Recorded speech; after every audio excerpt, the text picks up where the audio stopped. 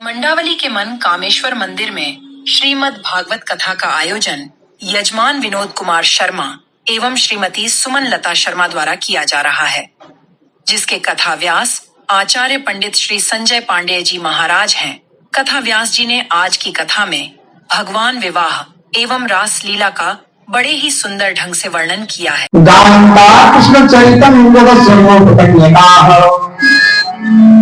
भगवान गोपियों और ग्वाल बालों से बड़ा प्रेम करते थे। गोपियों का मन नहीं भरता था। राधा जी की प्रसन्नता के लिए उन्होंने 5 बार उन्होंने रास किया। रास में सबसे पहले कार्तिक मास के शुक्ल पक्ष की पूर्णिमा को रास किया। ऐसा क्यों हुआ, हम आपको सटीक रचने तो अच्छा है। कामदेव कभी ये सोचता था भगवान ऐसे सब स्त्रियों को बुला करके अपने बीच में बांसुरी बजा देते, सब आ जाती हैं, ये कैसे हो सकता? लेकिन नहीं, भगवान तो जगत पिता जगदीश्वर हैं। ये ग्वाल बाल गोपियां जो भी हैं, ये कौन है? संत लोग हैं, पिता के संत हैं। उनके प्रति किसी को शक हो, हमारे आप जैसे जीव संसार में रह करके ही भगवान के प्रति इस तरह का शंका करते, लेकिन भगवान तो नहीं। कहा उन्होंने कार्तिक पूर्णिमायाम कृत्वा दास मंडलम गोपीनाम सततं कृत्वा गोपानाम सततं तथा। यही गोपी, यही ग्वाल बाल जो है, गोप लोग जो हैं, भगवान की इस रास लीला को देखने के लिए आग्रह करते। भगवान कुछ कृपा की, भगवान खड़े खड़े ही अपनी कृपा कर देते।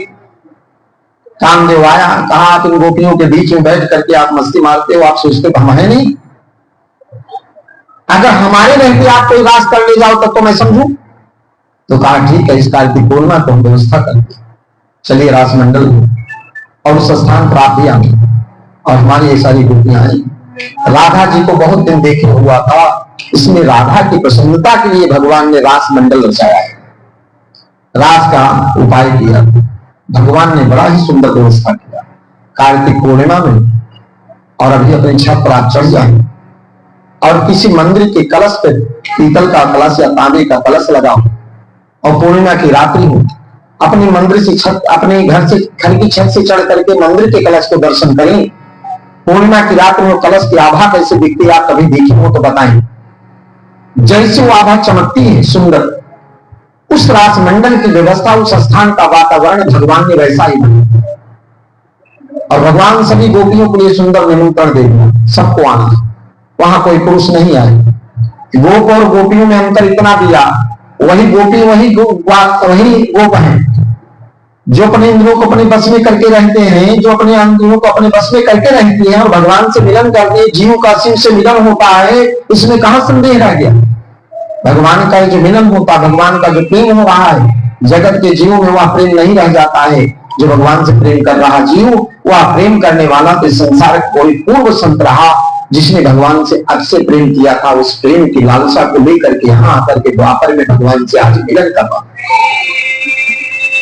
उस रास मंडल को मनाने के लिए रात्रि, कार्तिक पूर्णिमा की रात्रि को समय उन्होंने क्या किया, सुंदर व्यवस्था कर दिया। सब गोपियां अपने अपने घर से चलने लगी। देवतांगनाएं जो थी वो भी सोचने लगी, देवताओं की पत्नियां सब सोचने लगी कि आज रास मंडल मचा है, हम लोग रास मंडल मनाना शुरू किए हैं, आज हमें भी जाना चाहिए। रात्रि के समय सब जाने की इच्छा करती है, सब लोगों की इच्छा होती है। भगवान भोलेनाथ भी, इनकी पत्नी पार्वती जी बड़े तैयार, श्रद्धा से तैयार हो रही थी।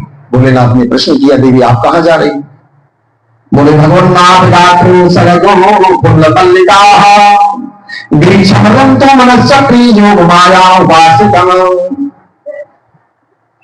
भोलेनाथ हम जहां जा रहे हैं आप चुप रहो, आप बोलो मत। कहा देवी आज बिना पूछे हर जगह तो जाती हो, जहां भी जाओगे मेरे बगैर नहीं जा सकती हो, आज आप रात्रि बेला में कहां जा रही हो? बोले चुप रहो, जहां मैं जा रहा हूं वहां सब लोग स्त्री ही जाएंगे और वहां कोई पुरुष नहीं जाता। अब इस बात को सुनकर के भोलेनाथ बड़े आश्चर्य पड़े। बोले वो जगह बताओ कहां जाना है? बोले भगवान जो है आज रास मंडल में सभी गोपियों को बुला करके रास रचाएंगे। हम भी सोचते हैं कि जरा आज को देख के आए, सबको निमंत्रण दिया है तो हम लोगों को तो अपने घर परिवार की बात है, तो जाना चाहिए ना। लेकिन इस समस्या यह है कि पुरुष कोई नहीं जाता।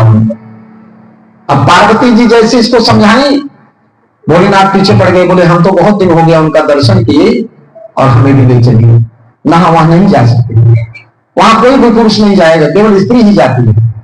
मानो भोलेनाथ पार्वती जी को इतना आग्रह करने लगे, इतना आग्रह करने लगे, इतना अपने जीवन के धाराओं में गिर पड़े कि वो कहने लगे मुझे साड़ी पहना दो, मेरा जूड़ा बना दो, मुझको चूड़ी पहना दो और मुझको सुंदर स्त्री बना करके उस रास मंडल में लेके चलो आप, चाहे जैसे भी लेके चलो। मुनगाती बिहारी लाल की संसेविता कर सरोज सुगल बकरी है, पद कामना या चाना बीज दत्तना सम्मानितम यादवासिनीशम श्रीमानम फल मोक्ष विनिह साधवे। हे पार्वती जी आप कृपा करो, मुझको चाहे स्त्री ही बन जाना पड़ेगा तो भी मैं इस पर तैयार हूं और मुझको लेके चलो। भगवान की जय। पार्वती जी से आग्रह किया, पार्वती जी सुंदर साड़ी पहनाई, चूड़ा बना दिया, सुंदर चूड़ी पहना दिया, सुंदर भगवान को ले चली। भोलेनाथ को जगत पिता जगदीश्वर, शरीर 6 फुट क्या 12 फुट की। अब उन गोपियों के बीच में छोटी छोटी गोपियां भगवान के सानिध्य में रहने वाली, और उनके बीच में इतनी बड़ी गोपी कौन सी आ गई, भगवान सबको देंगे। राधा कृष्ण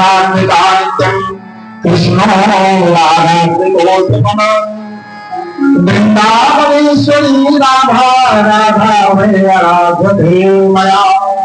जो भी जाता राधे राधे बोलता, राधे राधे राधे राधे। जितनी गोपियां जाती सब राधे राधे राधे राधे राधे राधे महाराज राधे राधे। अरे सब राधे राधे इतना कहते तो सबको मालूम है, भगवान को क्या पता, तो मैं भगवान को हमेशा वही बुलाया, मुझे बुलाऊंगा। भोलेनाथ पार्वती जी के आगे में बोल दे हम आगे चले। पार्वती अपने आप को शर्मिंदित हो रही, मैं इनके बीच में कैसे मिला, यही कहती वृंदावनेश्वरी राधा राधा मया। सत्य भगवान को अगर पाना है तो राधा का नाम जपना है, और राधा को पाना है तो भगवान का नाम जपना है, दोनों एक ही। राधा कृष्ण उनका नित्या राधा राम को तुरंत, इसलिए भगवती राधा का स्मरण करते रहना चाहिए, तो भगवान कृष्ण हमारे ऊपर प्रिय प्रश्न होते हैं। भगवान तो आ गए उस रात में, रात्रि 12 बजे के समय सब रात सारे मिले, भगवान बड़ी श्रद्धा से शंकर जी का स्वागत करते, सभी गोपियों का स्वागत करते। भोलेनाथ तो जान ही रहे हैं आज मैं कहाँ जा रहा हूँ, कहाँ होगा क्या होगा मुझके, और पूछते सभी गोपियों का स्वागत किया भगवान ने। स्वागतम महाभागा प्रेम के करणाय ब्रजस्थानम मया किंचित ब्रोता गमन कारणम। देवियों आपका स्वागत बहुत सुंदर, आप एक ही गोपी आई, कितना सुंदर वेशभूषा बना करके, ये कितना सुंदर मेरे लिए श्रृंगार करके आई। अभी गोपी जो आ रही नई वाली, इसको देख करके भगवान को दया आएगी। राजन्य से घोर रूपा घोर सत्य निषेविता हम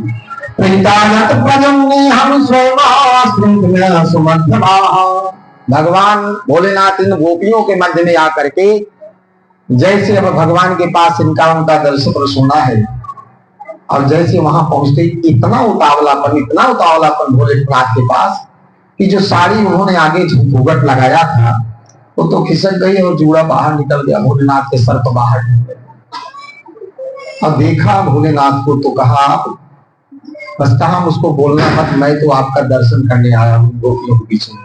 कृष्ण को इतनी दयाई, इतना अंदर से प्रेम जगा, इतना प्रेम जगा, इतने प्रेम में आ गए भगवान कृष्ण उठ करके इन्हीं भगवान भोलेनाथ को अपने गले लगा दिया कि भोलेनाथ आपको इतना टकारना पड़ता है मुझसे मिलने के लिए कि आप एक स्त्री का रूप धारण करके इनके बीच में आकर के मुझको मिल गए। आप अंदर से भाव लो, देखो, आप अंदर से सोचो कि जगत पिता जगदीश्वर एक दूसरे के बगैर रहते नहीं, कैसे मिलने के लिए भगवान शिव गए हैं उस रूप में। ऐसा देख करके सारे वो गोपियां तो अंदर मनमुग्ध हो रही हैं, पर भोलेनाथ और जब कृष्ण का मिलन होता है जगत पिता जगदीश्वर का, और मिलने के पश्चात दोनों आपस में इतने भाव विभोर हो जाते हैं कि दोनों के आंख में आंसू आ जाता है। कैलाश पर्वत में बैठे बैठे बहुत दिन बीत गया, मैं सोचा कब मिलन मेरा होगा, आज तो मौका लगा था, यही बहाना था, मैं स्त्री बन के आ गया, ठीक रहा मैं स्त्री बन के आया, लेकिन आपका मिलन तो हुआ। जितना ये बोल रहे हैं उतना ही भगवान कृष्ण के मन में भाव विभोर होते चले जा रहे हैं। ऐसा भाव मलिनम विभोहरि भवनाम गरितम संसो संतज्ज सर्वनिस्वातम पादमूलम ममानुते। भक्ता भगस्व दुख तस्यादाजमना। अरे भक्त जब भजता है तो केवल अपनी भक्ति में नहीं, अपने दुख में आ जाता है तो मेरा नाम लेता है। और आप इतने प्रेमी हो मेरे, स्त्री का रूप धारण करके मेरे पास आ जाते हो। मानो भगवान का उनका मिलन ये जो है संसार के लिए प्रमाण बन गया कि जीव भगवान से मिलने के लिए कितना आलसी है, कितना अपने आप को असमर्थ समझता है, धनवान समझ लेता है, काबिलवान समझ लेता है, भगवान के कार्य में जाना नहीं चाहता, भगवान से मिलना नहीं चाहता, भगवान से प्रेम नहीं करना चाहता। जगत पिता जगदीश्वर आदि गुरु शंकर जी स्वयं भोलेनाथ मिलने के लिए इस तरह का वेशभूषा धारण करें। स्त्रीणाम सुधर्मायुत धर्म विदातयोक्तम। कहते इस तरह स्त्री धर्म को स्वीकार करके उन्होंने क्या किया, भगवान से मिलने की क्या जरूरत थी, नहीं जाते स्त्री बन करके। लेकिन भोलेनाथ तो स्वयं स्त्री गोपी का रूप धारण कर लिया कि मुझे अपने भगवान से मिलना है, किसी अवस्था में मिलूंगा, कैसे भी मिलूंगा, मुझको मिलना है, चाहे जैसे मिलना है। ये प्रेम है भगवान का मिलने का, ये प्रेम है भगवान के। हम आते ना, तो जाते हैं कहीं पूजा पाठ धर्म कर्म में कथा में, उन स्थानों पर हमारा जरा सा कोई से कुछ कमी हो गई तो फिर दूसरे दिन वहां नहीं जाएंगे। ये हम मेरी सोच है। और भगवान अपनी सारी इज्जत बेच रखा है, भोलेनाथ सारी इज्जत को बेच दिया कि मुझे कोई नहीं, कोई स्त्री मुझे देख भी लेगी, कोई जान भी लेगा तो भी मुझे आज उनसे मिलना है, तो मिलना है, मिल जाए किसी तरह मिल जाए। इसी भाव में भगवान भोलेनाथ से गोपेश्वर महादेव के नाम से वहां भगवान प्रकट हो गए। बोले गोपेश्वर भगवान की। और यह भाव समझ करके उन्होंने बड़े भाव से पूछा कि महाराज जी बताएं, आप हमने मिलने के लिए इतनी बड़ी चेष्टा क्यों ले आया? मैंने सुना आप राज करते हो, सभी गोपियों से मिलते हो, ये कौन है गोपियां? भगवान का प्रेम जगह। भगवान बताते हैं कि ये वो संत हैं जो राम के अवतार में जब मैं गया था पृथ्वी पर, कब वो वहां पर हमसे मिलने में असमर्थ रह गए और मिले नहीं, और वो मिलने के लिए आज गोपियों का रूप धारण करके आए हुए हैं। इन संतों से भगवान 5 बार अपना रास किए। समझिए, कार्तिक मास में किया, माघ के महीने में किया, चैत्र के महीने में किया भगवान ने, वैशाख मास में किया, कार्तिक महीने में 2 बार किया। ठीक है, ये 5 रास भगवान ने किया। रास पंचाध्यायी इसी को कहा जाता है। 5 बार भगवान ने अपनी लीला अलग अलग किया। कैसे किया? पहली बार भगवान गोपियों से मिलने के लिए, गोपी कौन है? जो संत पूर्व थे, उनसे मिलने के लिए भगवान ने रास किया। दूसरी बार भगवान जब रास करते हैं तो ग्वालों से रास करते हैं, प्रेम करते हैं, ग्वालों से भाव करते हैं। और दूसरा रास माघ के महीने में होता है, और माघ के महीने में भगवान ग्वाल बालों से मिलने के लिए उनसे रास किया। तीसरी बार जब चैत्र मास का रास करते हैं, उसमें उन संतों से मिलते हैं जो त्रेता युग में संत लोग जो जन्म वन में उनका दरस परस नहीं हो पाया था, उन लोगों से मिलने के लिए करते हैं। और वो मिलने वाले संत एक गोप का रूप धारण किए, गोप का रूप धारण किए, गोपी नहीं है, एक गोप है। इन गोपों से मिलने के लिए उन्होंने तीसरा रास किया। चौथा रास भगवान वैशाख शुक्ल में करते हैं। वैशाख शुक्ल पक्ष में इस संसारी जीवों के लिए रास करते हैं। मनुष्य अपने भाव को बदल देता है। देखो ना, झांकी बनती उनके साथ नाचना शुरू, गाना शुरू, उनको नचाना शुरू कर देता है। क्यों नचाता है? क्या जरूरत है? भगवान को नचाया जाता संसार में। जगत पिता जगदीश्वर हमको आपको नचाने वाला है। हम नाच रहे जगत में और हमको ये पता नहीं लगता, उस भगवान को भी अपनी झांकी समझ करके, प्रतिरूप समझ करके ऐसा हम नचाने लगते। ऐसा भाव करते ही नहीं होना चाहिए। भगवान के प्रति हमारे अंदर का इस तरह का भाव कभी नहीं होना चाहिए। भगवान के बिहारी लाल की। गोपी गीत होता है भगवती, ये गोपी गीत जो है बहुत प्रिय गीत है। गोपियां सब आपस में, कभी भगवान इधर उधर चले जाते, भगवान की लीला है, वो चाहते कभी हमारा आपका मिलन छूट जाए तो आप कैसे रहोगे? तुम्हारे भगवान इन गोपियों से इस तरह व्यवहार कर रहे हैं दिखा करके, वन में जाते हैं और उस वन में थोड़ी दूर ओझल हो जाते हैं। जब ओझल हो जाते हैं तो गोपियां वहां गीत गाती। क्या गाती हैं? भगवान के बिहारी लाल की। जयति तेधिकं जन्मना ब्रजः श्रयन्तेन्द्रिया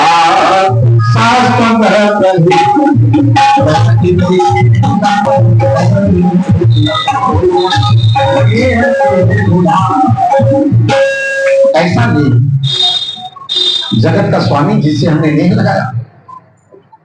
भगवान हर मंदिर में वास करते हैं, भगवान हम जीवों में वास करते हैं, हम शरीर में वास करते हैं। भगवान तो ईश्वर का स्वरूप सारे बैठे हो, इन्हीं में तो भगवान आता है। मनुष्य जब यहाँ पर आपका सम्मान करना नहीं जानता तो भगवान को क्या सम्मान समझ पाएगा? भगवान को क्या जानेगा? यही तरीका है। सूरत नाथ के शुल्क दासिका, जीव को संसार में दास बन के रहना चाहिए। मैंने 29 बताया था, भागवत के पहले लक्षण में बताया था, 29 लक्षणों में से कोई एक लक्षण जीवन में होना ही होना चाहिए। और दास कोई बन गया, अपने आप को छोटा बड़ा ना समझे, छोटे काम में भी लग जाए और बड़े में भी लग जाए, कहीं उसकी बदनामी नहीं होनी। ये गोपियां कहती जाओ आप जहां मिलके वहां चले जाओ, लेकिन मुझे कोई इसकी चिंता नहीं। क्यों? आप छूट भी जाओगे, भगवान हो, जगत पिता जगदीश्वर हो, हमारे अलावा बहुत सारे लोग संसार के जीव हैं जो आपको स्मरण करते हैं, अच्छा भोग लगाते होंगे, अच्छा प्रेम करते होंगे, लेकिन हो सकता हमारे प्रेम में कमियां रह सकती हैं। इसलिए सुरतनाथ ते सुरतदासिता तो नेह के बुधा सुरतनाथ ते सुरतदासिता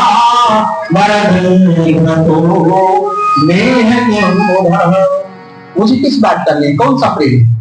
इसलिए मैं यही चाहती हूँ आप किसी स्थान पर रहे पर हमारा ध्यान आप में बना रहे। आपका ध्यान हमारी तरफ हो या ना हो, उससे कोई मतलब नहीं है ना। मनुष्य का ध्यान भगवान की तरफ रहेगा, भगवान को हमारे ऊपर दया आएगी आएगी, इसमें कोई संशय नहीं। इसलिए गोपियां हाथ जोड़ करके, बहुत बड़ा है गोपी गीत, बहुत बड़ा है, हमने आपको 4-5 लाइन की बकरी का सुनाया। इसलिए भगवान गोपी गीत की इस कथा को सुन करके अपने आप में कभी कभी आंख में आंसू, भगवान कृष्ण की आंख में कभी नहीं आंसू आया, लेकिन इन गोपियों के गीत पर भगवान को भी आंसू आ जाता है। ये कहती मैं आपकी दासी हूं, मैं आपसे मेल लगा रखी हूं, प्रेम किया है, मैंने कोई संसारी जीव वाला प्रेम नहीं किया इंद्रियों का मस्त करने के लिए, ना ना, मैं तो प्रेम अपनी इंद्रियों को दमन करके, मेरा नाम गोपी है, मैं इंद्रियों को दमन करके आपसे प्रेम किया है, मेरी आत्मा आप में बसती है। आप कभी ना सोचे कि हम दुनिया के वस्तुओं से प्रेम करके अपने जीवन को निभाएंगे, नहीं, ऐसा भाव नहीं। इस तरह बड़ी श्रद्धा भाव से हमने समय निकाला है। गोपियां अब धीरे धीरे इनसे दूर होती। दासोत्सव गोपी मंडल मंडिता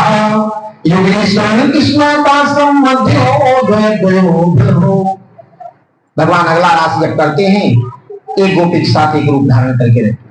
12 गोपी एक बार आ जाती हैं, भगवान 12 रूप धारण करते हैं, एक गोपी के साथ एक साथ रह जाते हैं और सभी गोपियों के साथ भगवान वैसा ही रूप धारण करते हैं, बड़े प्रेम से, बड़ी श्रद्धा भाव से।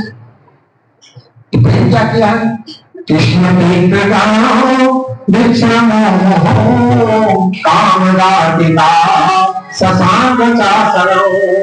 हाथ जोड़कर जो कहती है कृष्ण आप कैसे व्यवहार में रहते हैं, आप हमको छोड़ के जा सकते हो लेकिन हम आपको नहीं छोड़ सकते, हमारी आत्मा आप बसती है, आप हमारी तरफ हमेशा ध्यान रखा करें। बस इतना है, आप कहीं जाए किसी स्थान पर। भगवान यहाँ क्या कहते, एक छोटी सी बात को कहा, जब गोपियों के बीच में आ गए भगवान तो बीच में सबसे मिल गए और मिलकर कहते हैं सर्व धर्मान परित्याज माम एकम शरणम। अरे ब्रज की गोपियां जितने भी सब लोग हो, सभी धर्मों को त्याग करके भी अगर कोई मुझसे मिलने के लिए आता है, धर्म बहुत है ना, आज तो सनातन धर्म को बांटने के लिए बाबा लोग जगह जगह अपनी लाइन लगाए। कोई वहां के बाबा है, कोई वहां के बाबा है, कोई वहां 10 जने के लिए बैठे हैं, कोई वहां 15 जने। अरे भाई, ये धर्म का, सनातन धर्म का ये प्रमाण है, इस प्रमाण को कहो जहां कहना है। लेकिन अब हम लोग छोटे छोटे हैं तो वो बहुत जल्दी हमारे ऊपर चढ़ जाते हैं। सच तो यह है, यही बाबा सनातन धर्मी बाबा जो है, इन्हीं में से बाबाओं में से कितने ऐसे बाबा हैं जो हमारे सनातन धर्म को बांटने में लगे हुए। बाहरी की कम संकट है, संकट सबसे ज्यादा अपनों के, वही लोग ही बांट रहे हैं। वही लोग 10 जने को लेकर वहां सत्संग कर लेते हैं, उनके गुरुदेव का नाम लो, उनका नाम लो। अरे जगत पिता जगदीश्वर के नाम का प्रचार करो जिससे दुनिया का भला होगा। ये क्या तरीका था? वो चीज नहीं कहती। ये तो कहना है कि सर्व धर्मान प्रत्येकम एकम शरणं व्रजा। अरे गोपियों, इस संसार में सभी धर्मों को त्याग करके जो मुझे समर्पण हो जाता है वह मेरा हो जाता है। मुझको किसी धर्म से कोई मतलब, कोई धर्म वाला होगा वो मुझसे प्रेम करता है, मुझसे व्यवहार करता है, इसलिए मेरा है। मुझको उससे कोई अंतर नहीं पड़ता कि कहां से आया, कौन है, कैसा है, वस्त्र पहना था, गंदा पड़ा हुआ था, कैसा था, इससे मुझे कोई मतलब नहीं है। इसलिए कभी भगवान से इस तरह, भगवान ने सुदर्शन अपनी बाल लीला में ही भगवान है। मैंने कहा था 14 वर्ष भगवान इस स्थान पे रह करके अपना जीवन बिताए, बाल बाल के बीच में, और बड़ी श्रद्धा भक्ति से रह करके अपना जीवन किया। कहा सुदर्शन जैसा एक राक्षस था, उसका भी भगवान ने कल्याण किया। शंखचूड़ जैसा एक राक्षस था, अरिष्टासुर था। अब इसी बीच में जो भगवान ये सारे राक्षसों को कल्याण किए, तो अब कंस बड़ा हार गया। सोचा कि मैं जितने भी राक्षसों को भेजा सबको मार डाला इन्होंने। तो कंस क्या किया, अक्रूर जी को भेजा। अक्रूर जी है जो कंस के यहाँ रहते हैं, बड़ी श्रद्धा भाव से कंस की सेवा भोजराज कंस अपने यहाँ रखता था। अक्रूर को भेजा कि जाइए जरा गोकुल में। किस लिए? बोले एक काम करते हैं, शंकर जी का वो धनुष जो जीत के ले आया था, उस धनुष को लगा दिया कि धनुष यज्ञ होगा। और हर युद्ध में धनुष यज्ञ पहले होता है। धनुष युद्ध करने के लिए सुंदर वह व्यवस्था कर दिया। बोला कहा कि बता देना आज के तीसरे दिन हमारे यहाँ मथुरा में धनुष यज्ञ होना है और एक मेला लगेगा। उसमें गोकुल ब्रज बरसाना जितने लोग रहने वाले हैं, बाल बाल गोपी सबको गाओ, सबको निमंत्रण। विशेषकर नंद बाबा के 2 बालक हैं, बलराम और कृष्ण, तो मेरे भांजे हैं, बहुत प्रिय मुझको हैं, इसलिए उनको जरूर है। अब वो जो है अक्रूर जी चल पड़े। चलते हैं, वहां से आते हैं, सायंकाल का समय है। भगवान रोज की तरह गऊ को चराने जाते। सायंकाल के समय जब गऊ को चरा के आ रहे थे, गोकुल बेला थी, अक्रूर जी गोकुल में प्रवेश करने वाले हैं। और जैसे उस गोकुल में प्रवेश कर रहे थे, उसी समय सायंकाल गोधूली बेला थी। गऊ को चरा करके वो लेके आ रहे थे। गाय की खुर की धूल ऊपर उड़ रही थी और भगवान उसी धूल में मस्त बैठे, पूरी शरीर पे धूल पड़ा हुआ, बहुत सुंदर स्वरूप उनका, बहुत सरल सुंदर नजारा। अक्रूर जी मानो पहचानने की पूरी कोशिश करते हैं, लेकिन पहचान नहीं पाते। भगवान गऊ को लेके आते हैं और अपने गौशाला में भगवान सभी गायों को और बछड़ों को बांध देते हैं। बांध से समय गौशाला के सामने अक्रूर जी खड़े होते हैं। वहीं से मानो चाहते हैं कि मैं अंदर ना जाकर के पहले मैं मिलूं। अक्रूर जी को अंदर से लगता है, अभी आप किसी मंदिर जाएं, आप किसी धर्म स्थान पे जाएं, तो आपके अंदर लगता है कैसी मूर्ति होगी। मथुरा गए, केदारनाथ, बद्रीनाथ सारे मंदिरों में जाते हैं, आपको अनुभव होता है अंदर से कैसा मंदिर होगा, उतावलापन आ जाता है। ऐसे अक्रूर जी के अंदर है। वह कृष्ण कैसे और बलराम कैसे, जो इतने राक्षसों को उन्होंने बंद कर दिया, वो कैसे हो सकते हैं? ऐसा लगता है कि जगत पिता जगदीश्वर आ गया है इस कंस का अंत करने की। अक्रूर जी के भावनाएं हैं, अपनी भावनाएं अंदर अंदर वो उड़ेल रहे, अंदर से ऐसे झांकते हैं। वहां ग्वाल बालों के बीच में गऊ को बांध रहे हैं, ऐसा निकलते भगवान एक बार देख लेते हैं तिरछा। और जैसे अक्रूर जी को देखा तो चाचा जी राधे राधे। अब जैसे राधे राधे कहे तो मानो अक्रूर जी का अंदर से हृदय एकदम गदगद हो गया। और बाहर निकलते तो मिलते मिल करके बाहर जब बाबा निकलते हैं अपने महल से, तो सिद्ध सिद्धयो समन्वयाद दैवं प्रसादनम मनोरथां परिचरो जिह्वाहितमानभेः यजतोहर शोकाभ्यं तत्याज्ञानं गोविनी।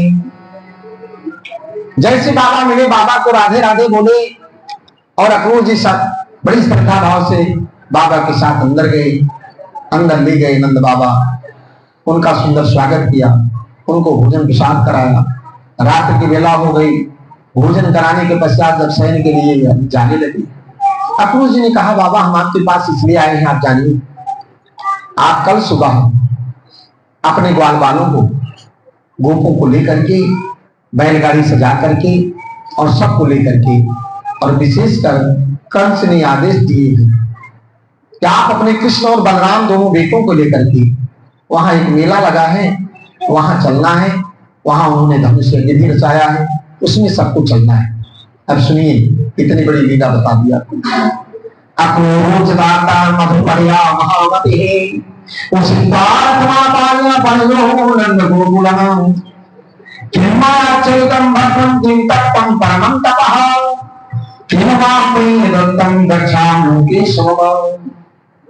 ऐसा लगता है कि मैं अंदर से क्या बताऊं, क्या कहूं। वहां जाने के लिए तो मुझे भी संकट लगता है। अक्रूर जी अपने मन ही मन बस सोचते, लेकिन नंद बाबा को बड़ा ही हृदय कठोर करके अपने अंदर से बता दिया कि बाबा बस इतना काम करना। विशेष रूप से कंस ने कृष्ण और बलराम को बुलाया है और मेला देखने के लिए सभी ग्वाल बालों को लेकर के आप वहां चले। तो चलने की तैयारी करनी, रात में चलने की तैयारी, प्रातः काल होने के लिए तैयार होने के लिए व्यवस्था होने लगी। नंद बाबा सोई नहीं रात को, मैया के पास गए, यशोदा आज तुम्हें एक बात बतला रहा हूं। बोले ये कौन है? बोले अक्रूर जी है। तो कहां से आए? बोले कंस ने भेजा। बोला फिर क्या? तो कहा कि ये देख तुझे बुरा ना लगे सुन ले। यशोदा मैया के लिए बाबा बोलते हैं कि यशोदा ये हमारे जो लाला है ना, हमको लगता है हमारे नहीं। एक बार वसुदेव जी ने कहा था, जब मैं इनका कर देने गया था कंस का, जब पूतना आई थी मेरे यहां, तब वसुदेव जी से मिलने भी गया। तो वसुदेव जी ने कहा कि मेरा वो पुत्र ठीक है। तो मैंने सोचा इनका पुत्र कौन सा हो सकता है, हमें क्या पता कि वसुदेव के ही पुत्र है। और गर्गाचार्य ने इनका नाम एक रख दिया वासुदेव। आज मुझे शक हो रहा है